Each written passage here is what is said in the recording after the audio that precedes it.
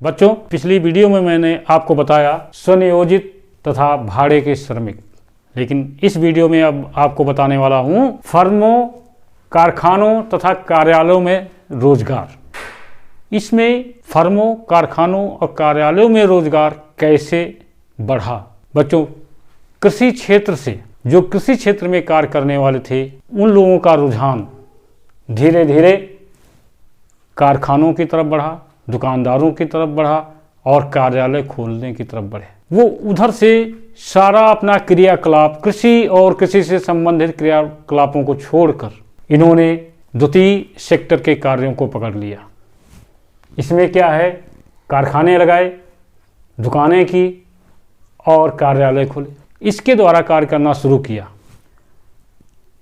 जबकि इसमें जो कार्यबल लगा हुआ है वो अधिकांश जब उद्योग धंधे और कार्यालयों की तरफ बढ़ा तो कार्यालयों के उद्योग धंधों के मालिकों ने देखा कि इसमें तो बहुत ज़्यादा श्रम बल आ रहा है, तो उन्होंने उसका और यूटिलाइज किया, उसका और उपयोग किया और उन्होंने सेवा क्षेत्र के कार्य खोल दिए। सेवा क्षेत्र के कार्य खोले तो इस चक्कर में उन्होंने क्या किया कि इन कामों को 8 भागों में बांट दिया कि हमें क्या क्या कार्य करना है। तो कार्य जो 8 भागों में बांट दिए ये किस प्रकार से हैं कि इनको क्षेत्र के हिसाब से 3 क्षेत्र में बांटा। फर्स्ट सेक्टर, सेकेंड सेक्टर और थर्ड सेक्टर। फर्स्ट सेक्टर यानी प्राथमिक क्षेत्र। प्राथमिक क्षेत्र में 2 टाइप के कार्य हैं, कृषि से संबंधित और मत्स्य पालन, उत्खनन, खनन। 2 चीज़ें हैं जो ज़मीन से हमें माइनिंग करते हैं या ज़मीन से कोई चीज़ पैदा करते हैं, प्रोडक्ट देते हैं, वो एक प्राथमिक सेक्टर है। दूसरा सेक्टर जो हम मशीनों, कल कारखानों से वस्तुओं का निर्माण करते हैं, तो ये द्वितीय क्षेत्र में आता है। तो द्वितीय क्षेत्र में जो आता है निर्माण, विनिर्माण और विद्युत, गैस तथा जलापूर्ति, यानी ये सेवाओं से संबंधित है। और तीसरा सेक्टर जो है जिसको हम सेवा क्षेत्र भी कहते हैं, थर्ड सेक्टर में, उसमें आते हैं वाणिज्य यानी व्यापार, वाहन, परिवहन और भंडारण, और तीसरा है सर्विस, सेवाएं। तीसरे सेक्टर को हम सेवा क्षेत्र भी कहते हैं। तो बच्चों ये समझिएगा कि जब श्रम बल कृषि क्षेत्र से, प्राथमिक सेक्टर से द्वितीय क्षेत्र की तरफ बढ़ा तो इसमें भी बहुत विकास होने लगा और इसमें भी प्रोडक्शन मतलब सेवाएं प्राप्त होने लगी। इसका आंकड़ा जो है आपको इससे पता चलेगा कि कितना, किस क्षेत्र में कौन कितना लगा हुआ है और उनकी स्थिति क्या है, इसके बारे में हम आपको बताते हैं। जैसे कि ये उद्योग में कार्य बल का वितरण किस प्रकार से है, 2017-18 का डाटा मिला है। इसके आधार पर हम आपको समझाते हैं कि औद्योगिक वर्ग, निवास स्थान और लिंग और कुल, इस डाटा से आप पूरा समझ सकते हैं कि श्रम बल का रुझान किधर को है, हमारे रोजगार का रुझान किधर को रहा, इनका प्रवाह किधर को रहा है। तो इस डाटा से आपको समझ में आएगा। देखिएगा, प्राथमिक सेक्टर यानी प्राथमिक क्षेत्र में ग्रामीण लोग 59.8% हैं, जिसमें शहरी 6.6 हैं और इसमें लिंग के हिसाब से देखते हैं तो पुरुष 40.7%, महिलाएं 57%, जबकि श्रमिक क्षेत्र का, श्रमिक बल का 44.6% कुल यानी महिला पुरुष ग्रामीण से और शहर से सबसे मिलकर के जो 1% निकलता है वो 44.6 यानी 45% का है। इस प्रकार से अब देखते हैं कि ग्रामीण क्षेत्रों में जो है श्रम बल ज़्यादा है और जबकि शहर में कम है, बहुत कम। प्राथमिक सेक्टर में ग्रामीण से ज़्यादा है क्योंकि ये सब अपनी किसानी करते हैं, ज़मीन खेती करते हैं, तो इनका परसेंटेज ज़्यादा रहता है। जबकि शहर में कृषि से लोग नहीं जुड़े हैं तो इनका परसेंटेज बहुत कम है। ये प्राथमिक सेक्टर में, जबकि पुरुष जो हैं इस प्राथमिक सेक्टर में आधे से भी कम है। महिलाओं की संख्या 57 है। प्राथमिक सेक्टर में महिलाओं की संख्या सबसे ज़्यादा है, इसमें पुरुष भी बहुत कम योग देते हैं। द्वितीय क्षेत्रक जो है इसमें देखिएगा 20% जो है ग्रामीण है और 34% ये शहरी हैं। अब यहाँ पे देखें कि प्राथमिक सेक्टर में 6% है, जबकि इसमें इनका आंकड़ा बढ़ा शहरी का। ऐसा क्यों है? ऐसा इसलिए है कि ये सब अपने यहाँ से ये ट्रांसपोर्टेशन ले लिया, किसी ने गाड़ी लिया, कोई ट्रांसपोर्ट कर रहा, कोई कोरियर कर रहा, कि मतलब सेवा से भी जुड़ा हुआ कुछ है तो इसमें सेकेंड सेक्टर में आ जाते हैं। इनकी संख्या बढ़ गई। और जबकि इसमें पुरुष जो है 26.5% हैं, जबकि महिलाएं 17%। इसमें महिलाओं का योगदान कम है, क्योंकि शहरी महिलाओं को पुरुष कार्य करने नहीं देता, इसलिए इनका जो है क्षेत्र कम है, श्रम बल कम लगा हुआ है। टोटल महिला पुरुष ग्रामीण और शहरी कुल मिलाकर के हमारे जो देश का श्रम बल लगा हुआ है उसमें 24.4% है। बच्चों, तृतीय क्षेत्रक जो है जिसे हम सेवा क्षेत्रक कहते हैं, इसमें देखिएगा तृतीय क्षेत्रक थर्ड सेक्टर, जिसमें इन सभी का रुझान सर्विस में आ गया, सेवा क्षेत्र में आ गया, और इसमें ग्रामीण क्षेत्र जो है 19.8 यानी 20% है, जबकि शहरी क्षेत्र इसमें 59% है। 59 यानी 60, क्योंकि ये सब पढ़े लिखे लोग हैं, इनकी शिक्षा ज़्यादा है और इसलिए इनके पास सर्विस ज़्यादा है, ये नियमित कर्मचारी ज़्यादा हैं। और जबकि इनमें पुरुष 32.8 हैं और महिलाएं 25.2 हैं। यहाँ पर भी ये समझ लीजिएगा पुरुषों की संख्या ज़्यादा है और महिलाओं की कम है, क्योंकि पुरुष बाहर जाकर के पढ़ता है, शिक्षा लेता है, सारे सेक्टरों में अपना जॉब करता है, चाहे अनियमित क्षेत्र का हो, चाहे नियमित क्षेत्र का हो, चाहे सरकारी हो या निजी हो, इनमें इनको वर्क ज़्यादा मिलता है। जबकि औरतें बाहर नहीं जा सकती, महिलाएं ज़्यादा बाहर नहीं जाते हैं, इसलिए इनका क्षेत्र इसमें कम रहता है।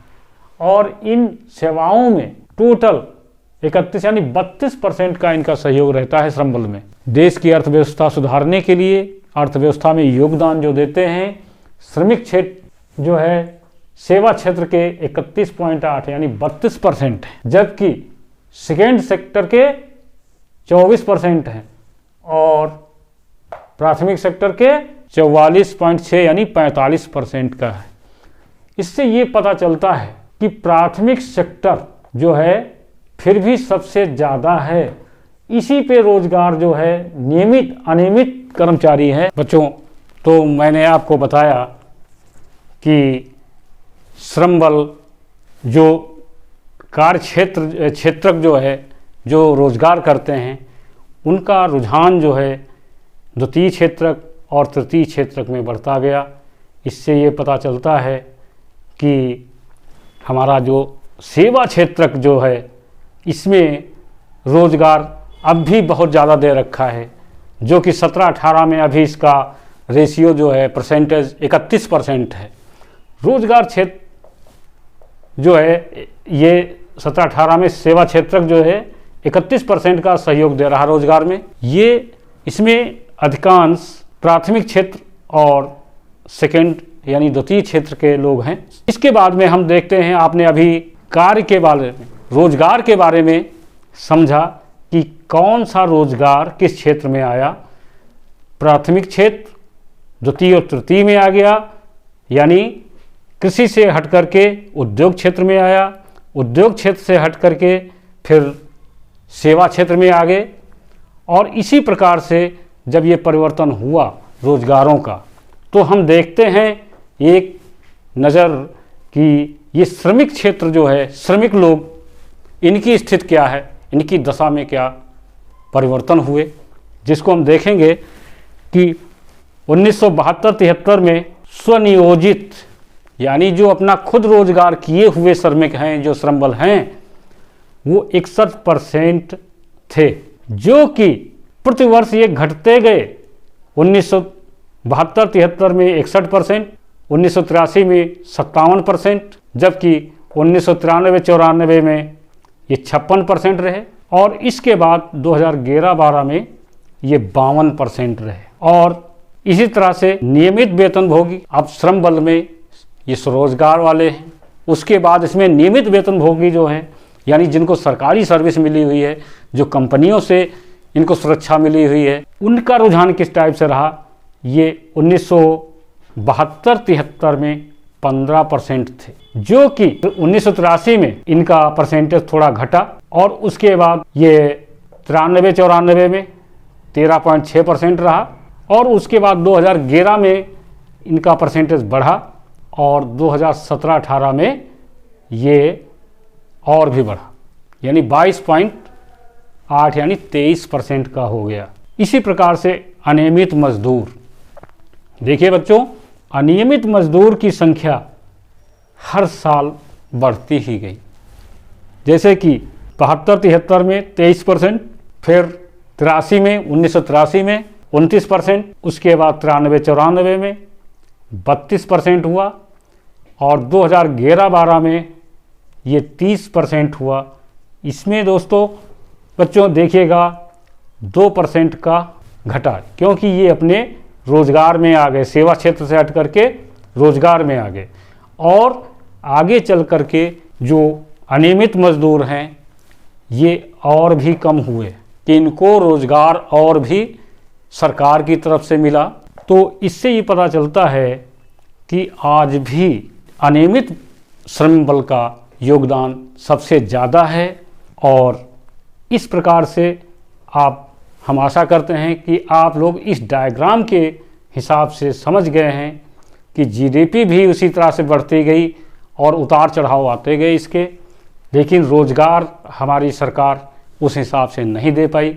इसके मेन कारण तो दो ही हैं, और जब माइक्रो रीजन ढूंढे तो बहुत से निकलेंगे। मेन कारण इसमें यह है कि जनसंख्या वृद्धि, जनसंख्या इतनी तेज़ी से बढ़ रही है जिसमें सरकार को रोजगार देना बहुत मुश्किल पड़ रहा है।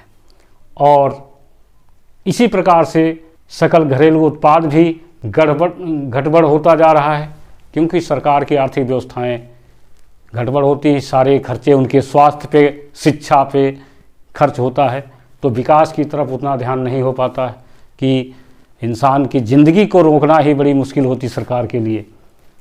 इस प्रकार से आप समझ गए होंगे कि समृद्धि एवं परिवर्तनशील रोजगार संरचना किस टाइप से हुई, कि प्राथमिक क्षेत्र से जाते हुए ये उद्योग क्षेत्र तक पहुंचा, और वहां से भी जाते हुए ये सेवा क्षेत्र में पहुंचा। कृषि क्षेत्र में क्यों परिवर्तन हुआ, कि ये लोग इधर को क्यों भागे, क्योंकि ये जो है प्राथमिक क्षेत्र में ये कृषि से संबंधित है, और इसका कारण है वितरण, कि जिसके पास 100 एकड़ ज़मीन थी, 2 भाई हुए 50-50 रह गई, 4 भाई हुए 25-25 एकड़ रह गई। इसी प्रकार से इनके रोजगार में वितरण होता गया, रोजगार इतना छोटा होता गया कि ये अपनी रोजगार को नहीं चला पा रहे थे। इस कारण ये सेवा क्षेत्र में आ गए, और इसमें भी नहीं चला पाए तो अपनी मजदूरी में आ गए, सर्विस ढूंढने लगे, सर्विस में आने लगे। तो इसका मेन कारण आप लोग समझ गए होंगे। दोस्तों ये एक चीज़ को समझ लीजिएगा, अर्थशास्त्र एक डाटा बेस्ड सब्जेक्ट है। अगर अर्थशास्त्र में आपने डाटा नहीं निरूपित किए, ग्राफ नहीं बनाई, आंकड़े नहीं दिए, तो आप जो भी चीज़ बताएंगे वो सब मतलब हल्के में होगी, उसके नंबर अच्छे नहीं मिलेंगे। आपको डाटा ज़रूर याद रखना है, खासकर लास्ट के। इन डाटा से ही आपको अच्छे नंबर मिलेंगे। और इकोनॉमिक्स एक नीरस सब्जेक्ट है, इसमें कोई हंसी मजाक जोक्स वाला शब्द ही नहीं आता, क्योंकि ये दुखड़ों का ही अध्ययन करता है। जैसे कि देश के जीडीपी हमेशा बहुत स्लो मात्रा से चल रही है, घटती बढ़ती जा रही है। तो इसमें वो अध्ययन करती है जिसमें खेद ही प्रकट होता, तो हंसी का कोई बात ही नहीं आती। इसी प्रकार से रोजगार तो बहुत दुखदाई है, क्योंकि रोजगार बढ़ ही नहीं रहे हैं। तो इसमें भी आप ये सोचें कि हम ऐसा इस टाइप से कोई पढ़ाएं जिससे आपको दिल सुकून खुशी हो। तो इस टाइप से नहीं, केवल आप मेरा वीडियो देखेंगे, पूरा पढ़ेंगे तो आपको सारे डाटा मिलेंगे और कहाँ पे उतार चढ़ाव हुआ उसका रीज़न भी मिलेगा, और जो मुख्य मुख्य घटनाएं हुई, मुख्य मुख्य हेडिंग हैं, वो सारी हेडिंगें हमारे इसमें मिलेंगे।